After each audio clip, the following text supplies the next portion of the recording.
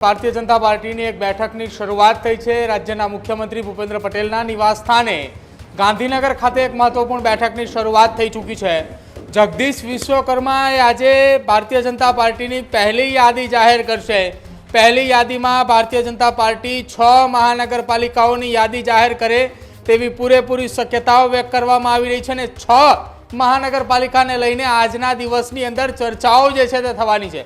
આજે प्रदेश parliamentary board की आज बैठक है मुख्यमंत्री निवास स्थाने के ज्यां जगदीश विश्वकर्मा, नायब मुख्यमंत्री हर्ष संघवी, मुख्यमंत्री भूपेन्द्र पटेल निवास स्थाने मळेली आ बैठक की अंदर संगठन महामंत्री रत्नाकरजी सहितना ए भारतीय जनता पार्टी प्रदेश पार्लामेंटरी बोर्ड समितिना जे होद्देदारो छे, जे सभ्यो छे, तेमनी ए बैठक जे छे ते चालू करी देवामां आवी छे अने आज बैठकनी अंदर महत्वपूर्ण निर्णयों लेवानी शरूआत करवामां आवशे।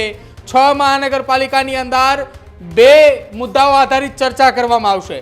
पहली चर्चा नो रिपीट थियरी प्रमाणे करवामां आवे तो कया 4 नामों रहेशे अने बीजी चर्चा के जो रिपीट थियरी करवामां आवे छे तो कया विस्तारनी अंदर केटलुं रिपीटेशन करवुं तेना आधारे चर्चा करवामां आवशे। बंने मुद्दाओ पर चर्चा थया बाद आखरी मोहर जे छे ते मारवामां आवशे। महत्वनी वात ए छे अमदावाद सिवायनी महानगरपालिकानी जो वात करवामां आवे, जूनी महानगरपालिकानी जेमां सूरत, वडोदरा, राजकोट, जामनगर अने भावनगर आ 5 महानगरपालिकाओनी अंदर रिपीटेशन थियरी न अपनाववामां आवे एटले के नवा उमेदवारो मैदाने उतारवामां आवे तेवी पूरेपूरी संभावना शक्यताओ देखाई रही है। रिपीटेशननी ज्यारे वात करवामां आवी रही है त्यारे अमदावादनी अंदर 48 वोर्डनी अंदर लगभग अंशतः 45% एटले के लगभग 40 થી 45% जेटला उमेदवारो ए रिपीटेशन थियरी उपर अपनाववामां आवे तो पण कदाचित नवाई नथी, परंतु जो आ संभावत जो अने तो पर निर्भर है।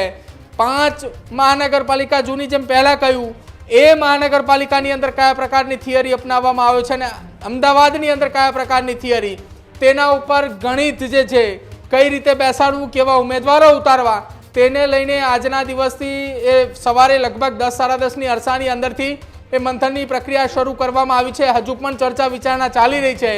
આજે સાંજ સુધીની અંદર પહેલું લિસ્ટ ભારતીય જનતા પાર્ટીનું એ સંભવત જગદીશ વિશ્વકર્મા દ્વારા જાહેર કરવામાં આવે તેવી પૂરેપૂરી શક્યતાઓ વ્યક્ત કરવામાં આવી રહી છે। આ જ પ્રકારની તમામ અપડેટ જોવા માટે ન્યૂઝરૂમ ગુજરાતને લાઇક, શેર અને સબસ્ક્રાઇબ કરવાનું ભૂલતા નહીં।